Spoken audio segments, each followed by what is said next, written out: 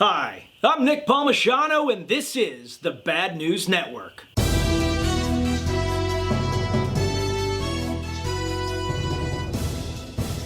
A Colorado runner was attacked by a cougar this week. Not that kind of a cougar, a freaking mountain lion. So the man did what anyone would do in that situation. He choked the lion to death with his bare hands. Not those bare hands. Bare hands. Hey Zach, what's wrong with you today? 21 Savage was deported to England. Fair enough. It's a tragedy for all of us. President Trump finally gave his State of the Union address this week, and it threw a lot of people off. The Democrats seemed to be expecting an incendiary message, but instead, the president laid out a moderate platform fairly well and also showed a lot of different policies that the Democrats have been looking for years. He called for unity and bipartisanship. He touted the fact that more women are in the workforce than ever before, while simultaneously congratulating all of the women in Congress, the largest female Congress in history.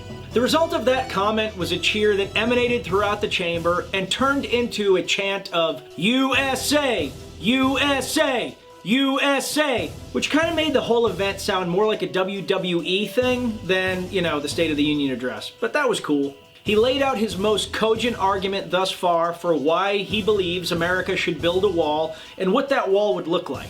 He provided evidence and for once stayed away from his normal emotional rhetoric. The president also raised two issues that should make most Democrats smile. Trump has been a big proponent of criminal justice reform. The First Step Act, signed by the president with bipartisan support, is an important move towards fair sentencing and reasonable punishments for nonviolent offenders. He also voiced his desire to institute federal paid family leave, something progressives have worked for a long time. But it wasn't all moderation and bipartisanship. The president lobbed a well-placed shot at Senator Sanders and Congresswoman Ocasio-Cortez. Of all the things that this man has ever said, this one comment resonated with me the most. America was founded on liberty and independence, not government coercion, domination, and control.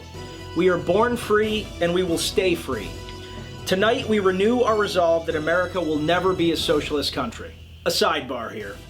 Socialism becomes popular when people have the impression that they are losing in a system. This is true today, despite the fact that Americans are living better than they ever have and have more disposable income than they've ever had. But in every case, socialism impedes economic success and almost always destroys a nation.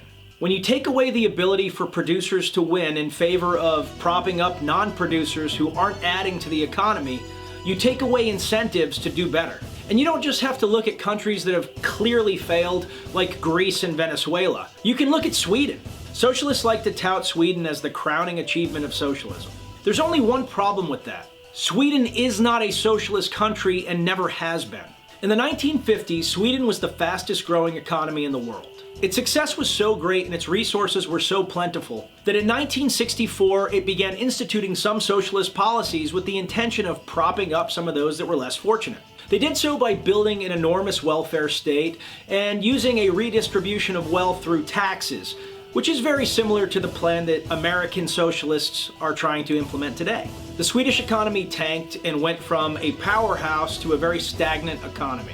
In 1994, after 30 years of a stagnant economy, they began to reverse these policies. They changed the redistribution of wealth so that the taxes weren't quite as severe, and they also began to slightly reduce the size of the welfare state. They are now a growing economy once again, but nowhere near the levels that they were at in the 1950s. People in Sweden pay a 62% income tax, as well as a 25% sales tax on all goods. Ask yourself if that's what you want, but also remind yourself that that is not socialism. That is a handful of socialist policies applied under a capitalist system. And even under that situation, people are not doing nearly as well as they were in the 1950s. And that is supposed to be the best case scenario. This is not to say that we don't have many areas to reform. But socialism is an ethos that aims to hurt successful people and impedes the ability of a nation to thrive. If you want to work towards something, you want to work towards providing opportunity. You are never going to be able to provide the same results. People have to work for results. Rant over. Back to the speech. There were two cringeworthy moments. The first was when the president asked for the investigation to end. If you're under investigation for criminal activity and a whole bunch of people in your cohort have already been indicted, that's kind of a big ask. He would have been better off leaving that one alone. The second was when he stated that if he weren't president, we'd be in full-blown war with North Korea. Look, we've had an armistice with them since 1950. The idea that a President Clinton would result in an all-out war across the peninsula leading into China is probably unlikely. So overall, it was solid. It wasn't the best written speech, as many pundits have pointed out, but it struck a moderate tone, it sounded presidential, and let's face it, that's about all we can ask for at this point.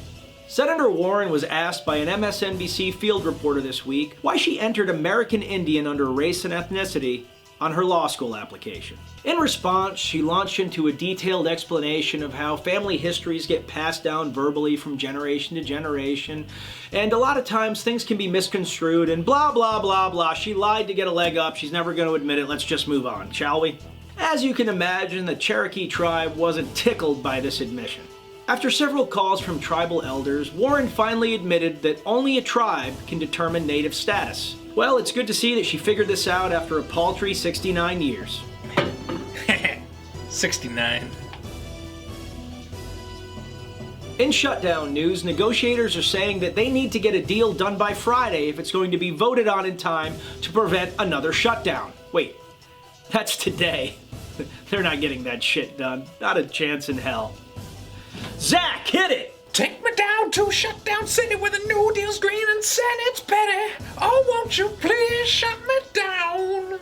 Virginia's Democratic governor is in hot water this week after talking about killing babies after they were born and being caught in a photo from his college days wearing blackface standing next to a guy in a KKK costume. Whew, well, many are asking him to step down, which would set up Justin Fairfax as the first black governor of Virginia. Fairfax just got accused of sexual assault and rape. Ouch. Maybe the Attorney General then? Nah, he did blackface too. Seriously? You know it. Mother of God. Okay, let's move on. ABC correspondent Joy Behar admitted to wearing blackface at a Halloween party when she was 29. I feel like it's time for a public service message. If you're white or Hispanic or Asian or, I don't know, not black, and you think to yourself, I've got a good idea. I'm going to wear blackface. I know it's a representation of oppression and hundreds of years of slavery and degradation, but I've got a feeling that when I do it, it's going to be funny and cool. You should rethink that. Like super fast. Like, definitely don't do it. I don't know how else to say this. That idea is like eating gas station sushi. It's not going to end well. In world news, Iran announced today that they were going to release a large number of prisoners, which some have quoted as being as many as 50,000. This is reportedly to honor the upcoming 40th anniversary of the Islamic Revolution. Immediately after they're released, they will be stoned to death. A 45-year-old man has been arrested after he was caught trying to smuggle a 2.5-pound leopard cub in his luggage from Thailand to India. The man was stopped after strange noises from his carry-on bag caught the attention of both the crew and the passengers. When his answers seemed evasive, they searched his luggage, and that's when the leopard was spotted. Which isn't odd. They're always spotted. That's kind of their thing. The man is being held in India, and it's believed that he is part of a larger smuggling ring. The leopard is being moved to a zoo as it is believed to have been telling the truth and is not lying. In Catholic Church news, the Pope has acknowledged that sexual assault and rape of nuns has run rampant for years. The Pope plans to fight this by turning over all known assailants to law enforcement and now allowing both priests and nuns to marry so that only people that truly love the religion and not people that are hiding from sexual repression will join, and opening up the Catholic Church to a whole new generation. He also acknowledged that this wouldn't prevent those people that believe that chastity is an important part of the religion to stay chaste. It would simply not make chastity a prison from which they could not escape. It would make the religion more approachable and open it up to a lot of people that otherwise wouldn't be interested in being part of the clergy. Just kidding, he's not turning anybody over or making any changes. He's just gonna pray about it or whatever. I'm sure it'll get fixed. And finally, in the most Florida story of the week, former Commissioner Nancy Oakley is being accused of sexually harassing a former city manager. The Florida Commission on Ethics stated that Oakley may have violated state law when she licked the commissioner's face and then grabbed his junk at a 2012 fishing tournament. The city manager didn't initially report this as he was afraid of losing his job. He filed a formal complaint against Oakley when she ran for re-election in 2017. Once these grievances were public, many other men stepped forward and said, "Me too. I've also been licked." The sponsor of the fishing tournament where Oakley was allegedly licking people came forward and said, "I too was licked, as were many of my staff. But I hope we can lick this problem together." When questioned about the incident, Oakley said, "Yeah, I licked him, so what? Is this even America anymore?" And with that, I'm Nick Palmisano, and this is the Bad News Network. Our news is at least as bad as the news you're getting already, and oh, if I didn't mention it already, the Patriots have won 6 Super Bowls. Oh yeah!